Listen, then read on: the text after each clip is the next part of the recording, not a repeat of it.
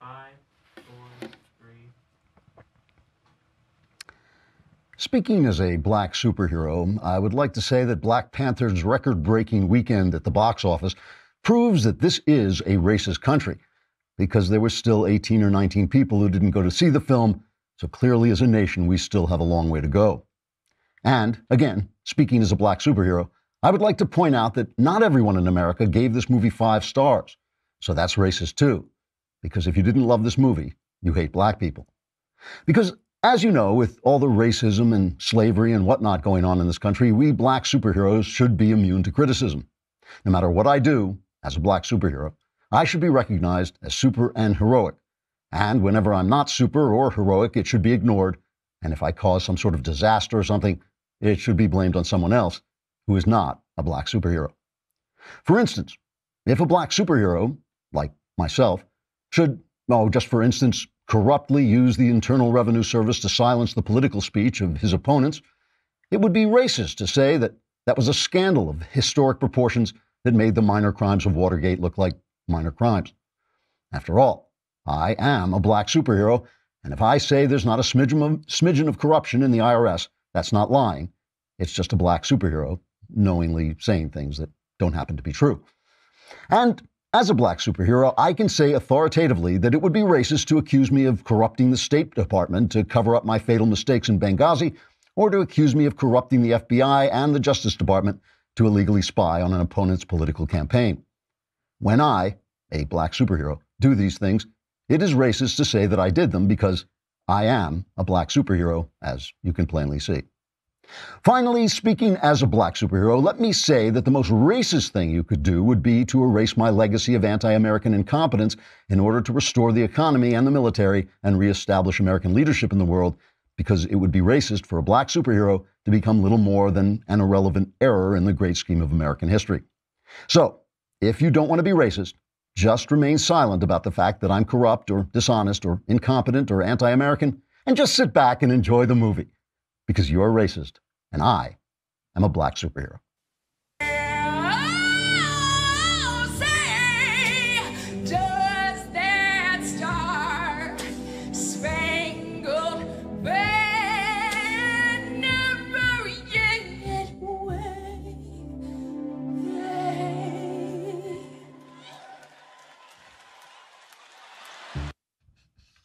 Trigger warning. I'm Andrew Klavan, and this is The Andrew Klavan Show.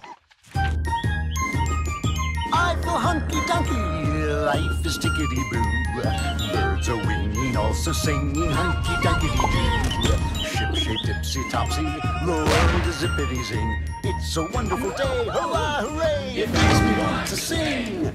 Oh, hurrah, hooray! Oh, hooray, hurrah! Well, that was our guest star who came in to do a brief opening because, as you know, I never wear costumes because I am a grown-ass man.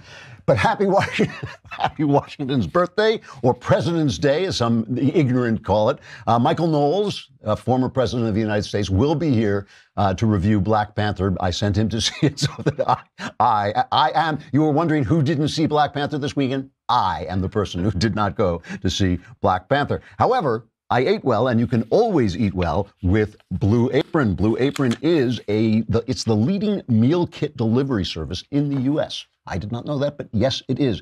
And it's really good. I mean, we bring it to the house. We have it delivered to the house, and it basically sends you the ingredients, all measured out, all done, gives you a big card with very simple, easy to read instructions.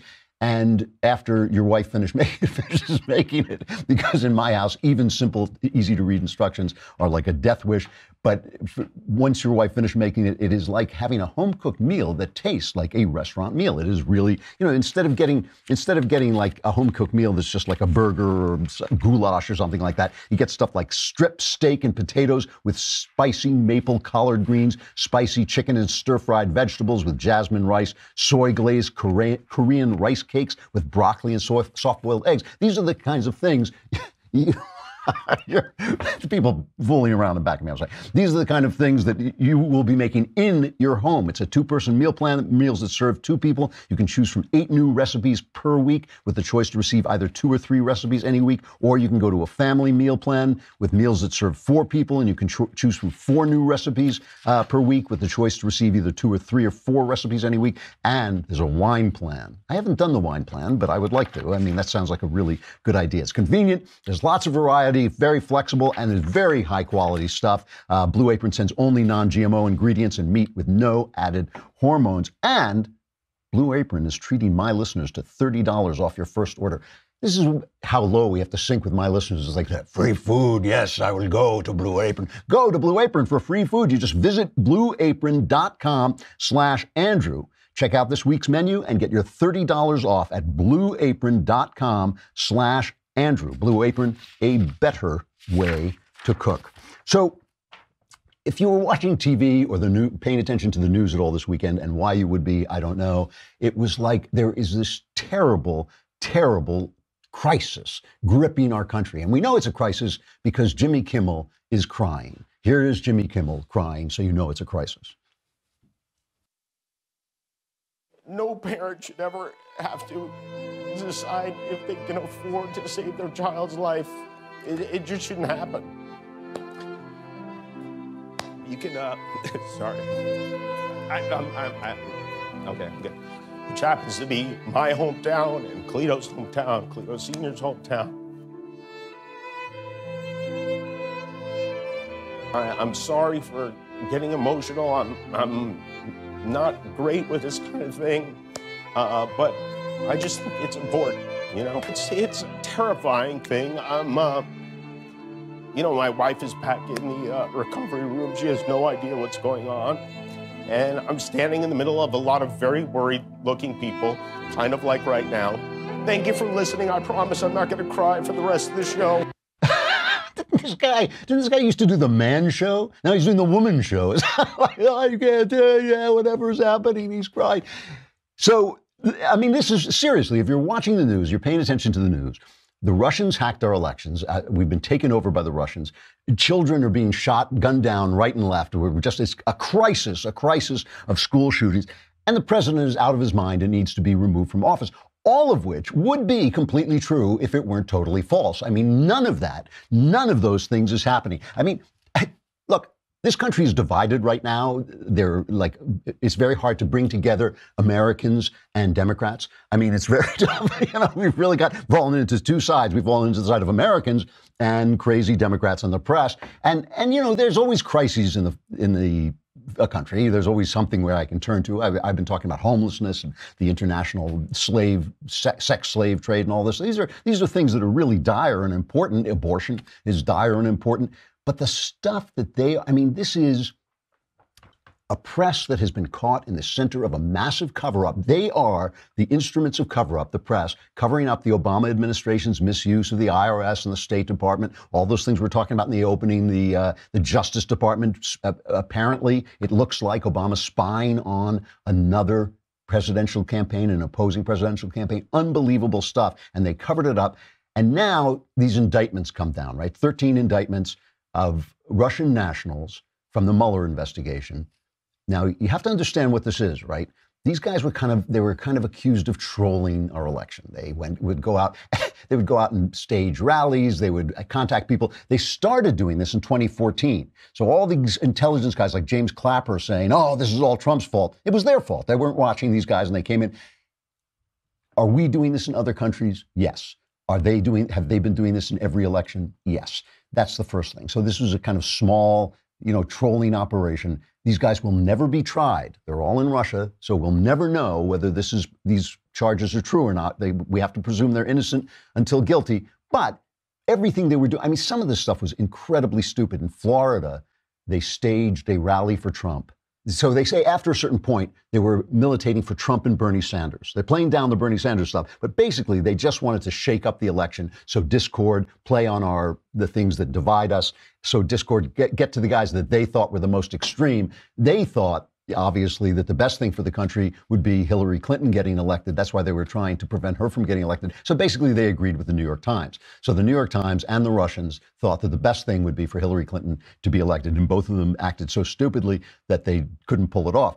But, they staged one of the things they did was stage a rally for Trump in Florida. 15 people showed up. 15 people showed up. Trump staged a rally for Trump and 15,000 people showed up. So these guys were complete incompetence. And remember, these are just charges. Let's let Rod Rosenstein, the Assistant Attorney General, talk about the indictments. This is cut number 1. He'll just tell what the indictments were. Information warfare against the United States with the stated goal of spreading distrust towards the candidates and the political system in general. They used stolen or fictitious American identities, fraudulent bank accounts, and false identification documents. The defendants posed as politically and socially active Americans, advocating for and against particular candidates. They established social media pages and groups to communicate with unwitting Americans. They also purchased political advertisements on social media networks. The Russians also recruited and paid real Americans to engage in political activities, promote political campaigns, and stage political rallies. The defendants and their co-conspirators pretended to be grassroots activists. According to the indictment, the Americans did not know that they were communicating with Russians. And don't get me wrong, I think these guys should be indicted, but it's just like I said, they're never going to be tried. So it's just a kind of flare that he's sending. I don't know why he felt this was important to do it, maybe to make it clear that something was going on. But I think we can all assume that something like this is always going on with our enemies and that we do it to them too. And this is kind of disinformation. One of the funniest parts of it was that they would call up and try and get information of how they could be most effective in sowing discord. And somebody said to them, you want to concentrate on the purple states, right? You want to concentrate on that's a really piece of secret information we didn't want the Russians to have. So somebody asked, John Podesta was, of course, the head of the Clinton campaign. So somebody asked him this question. This is cut number 8. How is it that these Russian operatives knew to focus on purple states like Michigan and Wisconsin, and your campaign didn't? Well, of course, we spent a lot of time and energy and effort in all those states. Hillary Clinton herself did not spend much time in those states. We had Tim Kaine was there, Barack Obama was in, and she spent enormous time in Pennsylvania and Michigan. Sure. And we spent a lot of effort. We had more staff in Wisconsin than even President Obama had in 2012. So now let's listen to Rod Rosenstein talk about the effect of did this affect the election? Number 9. There's no allegation in the indictment of any effect on the outcome of the election. And now let's listen to John Podesta talk about this, because what I want to talk about now is how this was reported. Cut number 7. I think that this active measures effort by the Russians could have tilted the election in Donald Trump's favor. But I think what the real issue is how he's reacted to it. And in that context, if this is information warfare, then I think he's the first draft dodger in the war. So let's talk about this. Who reacted to what? Jonathan Alter, this leftist reporter who used to be with Newsweek when there was a Newsweek, he sent out a tweet. Read the full indictment, which I did, by the way. I read every word of this indictment. It's like 39 pages. Read the full indictment to see how much evidence Mueller has for an attack that, but for the loss of life, is as bad as Pearl Harbor. This was as bad as Pearl Harbor. And yes, the Russians may well have tipped the election to Trump. Now, the people who were put out the indictment, the Justice Department says there's no evidence that this tilted the election. But Jonathan Alter, he knows. And for the best one, let's take a trip to Knucklehead Row at the New York Times.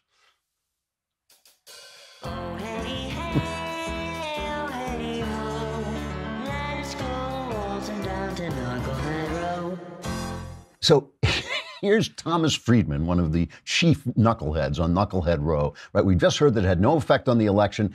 We saw that it was kind of a Marx Brothers, Keystone Cops kind of affair, the whole thing. There's a bunch of trolls, they send him over to do this stuff. It didn't have any effect. It was probably not that competent, but, glad they're indicted, glad it's exposed, whatever. Here's Thomas Friedman. Our democracy is in serious danger. President Trump is either totally compromised by the Russians or is a towering fool or both. But either way, he has shown himself unwilling or unable to defend America against a Russian campaign to divide and undermine our democracy. This is what people are getting at the New York Times. And by the way, when I speak to my kind of liberal-leaning friends in New York, this is what is going into their heads, you know. They think like the country is in crisis. That is either Trump's real estate, this is Thomas Friedman, you can tell by the voice, that is either Trump's real estate empire has taken large amounts of money from shady oligarchs linked to the Kremlin, so much that they literally own him, or rumors are true that he engaged in sexual misbehavior while he was in Moscow running the Miss Universe contest, which Russian intelligence has on tape and he doesn't want released, or Trump actually believes Russian President Vladimir Putin when he says he is innocent of intervening in our elections. Now, this is the old trick, which we have talked about a million times, that they take the stuff that Trump says and they give it. Trump is not the most articulate person. He does not speak very exactly. And they take the worst version of what he says. So Trump said this is a hoax. He obviously meant the idea that he was colluding with the Russians was a hoax. The other thing that he said was he went to talk to Putin and he said Putin denies it. You know, I brought it up. He denies it. And everybody says, well, he believes Putin. He didn't say that. What he said was, I'm sitting there with the guy. What do you want me to do? You know, reach across the table and strangle him? He denies it. So now Trump is getting ticked. He's sitting in Mar-a-Lago and he's watching TV and he is absolutely furious that they're blaming him for something he knows he didn't do. And he starts sending out tweets. And you always can tell when the press says, oh, my God, an unhinged tweet storm, that he's basically just telling the truth. So Trump says it was the goal of Russia, this is one of his tweets, to create discord, disruption, and chaos within the U.S. If it was the goal of Russia to create discord, disruption, and chaos within the U.S., then with all of the committee hearings, investigations, and party hatred, they have succeeded beyond their wildest dreams. They are laughing their asses off in Moscow. Get smart, America. And what's the reaction of the? It's perfectly true, right? It's perfectly true. If these Russians had actually wanted to spread disinformation in order to sow discord in America, they just should have gotten jobs at CNN. That would have solved the entire problem. You know, so he puts that out. What is Brian Stelter, the potato head over at CNN, said? This is number 3, his reaction to this tweet. I don't know, maybe down at Mar-a-Lago, maybe in person, President Trump is cool, calm, and collected. But on Twitter, he sounds deeply troubled. He sounds unhinged. This is why questions about his fitness for office are so urgent. This is the biggest story that I see happening right now. What Mr. Potato Head sees is that the president is insane. Why?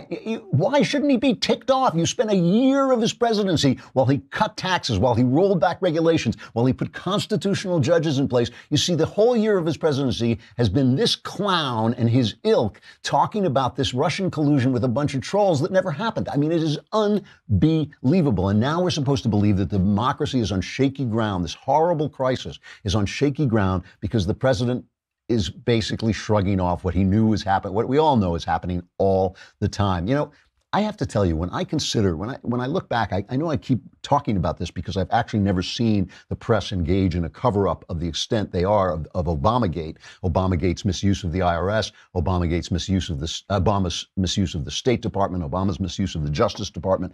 You know, when I look at this, when I see how corrupt the Obama administration was, I feel with the Trump election, I feel like I was saved from a burning building and the arsonist is telling me that the fireman cheats on his wife. I mean, that's basically what it is. You know, this country was in genuine trouble under Obama. Trump got us out of it. And now they're saying, but he slept with a porn star. And I'm like, you know, that's wrong, but I don't care. You know, I'm so glad you corrupt, dirty socialist guys did not win this election. I just am. And I'm not, you know, people keep saying, well, it's whataboutism. You're letting Trump off the hook for such and such. I'm not letting him off the hook for anything. I'm waiting for someone to name the way he has transgressed the Constitution. Name the way he has broken the law. Name the way he has made me less free. And I will condemn that. I do condemn some of the way he talks and some of the things he does. I'm certainly not in favor of cheating on your wife, especially if she looks like Melania. That's a joke. I'm not in favor of cheating on your wife. You know, nothing to do with that. It's just that if he's the president, if he's not breaking the law, if he's not transgressing the Constitution, as Obama so evidently did while the press looked on applauding, it's not that big a problem for me. So meanwhile, we have this horrible shooting in Florida, and you don't want to run it down, but you don't want to play it down. But CNN is using these traumatized kids. In fact, all of the people were doing it. They're doing it on NBC, I think, as well, and ABC. They're using these traumatized kids to try and get your guns away, to try and repeal the Second Amendment. Let's just look at a quick clip of this. I find this shameful. You said that the governor and Senator Rubio murdered 17 people. Why? It's Rick Scott and Marco Rubio who allow this to happen. They are enablers, and the blood of 17 people and all those injured and all the families that have been hurt, this is all on them. They have us thinking that this is inevitable and that we can't do anything to stop it. It's too difficult. We're done with that. The GOP has abandoned us and left us to people like Nicholas Cruz. This is for any of you to respond to. This is what Speaker Ryan said. We need to think less about taking sides and fighting each other politically and just pulling together. I disagree with that statement because it's very clear that there are two sides to this, and there are certain people that accept money from the NRA, and I believe Speaker Ryan is one of those people. Now, those who will disagree with the framing of what you just said and what we're hearing from others is that the NRA didn't purchase the gun, the NRA didn't pull the trigger, the NRA didn't conspire to kill. They might not have pulled the trigger, but they're who allowed him to buy the gun. Someone who isn't even allowed to buy alcohol legally is allowed to buy a war weapon? Like, where does that make sense? First of all, I'm so sorry this happened to these children, and I'm so sorry that they were in this school. But who cares what they think? They're kids. They're children. Who cares what their opinions are? A. And B, they could find no child in that school, not one child to stand up for gun rights. They were condemning Marco Rubio for murder, and he came out with a statement. None of the major shootings that have occurred in this country over the last few months or years that have outraged us, in none of those cases would gun laws have prevented them. So the Washington Post went out to fact check him, which usually means just debunk Republicans. But in fact, they said, no, he's right. In each case, gun laws would not have done a thing. So why am I listening to that? Why is that not? Henry Rassett at Ricochet, one of the Ricochet is this wonderful site where they were the ones who posted Another Kingdom when we were putting that out. And they're a wonderful center-right site where they let people post responsible posts, even if they're not part of the Ricochet staff. He put out these statistics. At the current rate, an American high school student faces a risk of being murdered in a school shooting in a year of about 0.0014%. That is 1 in 71,000. You have 1 in a 71,000 chance. Based on last year's crime statistics, the overall probability of a person in the U.S. being murdered in a year is about 0.005%. That's about 1 in 20,000. Also based on last year's crime statistics, a citizen of St. Louis, Baltimore, New Orleans, or Detroit, 4 cities where combined there has not been a Republican in office since, I believe, the Jurassic Age, okay, including children in those cities, has a risk of being murdered in a year of about 0.049%. That's 1 in 2,000. That's pretty big if you're talking about murder. So St. Louis, Baltimore, New Orleans, Detroit, every place that's governed by Democrats, and by the way, many of those have very strict gun laws, 1 in 2,000. If the current rate continues, there'll be about 24 school shooters this year. Based on a reasonable definition of what that means, their total victims will constitute about 0.5% of all American homicides.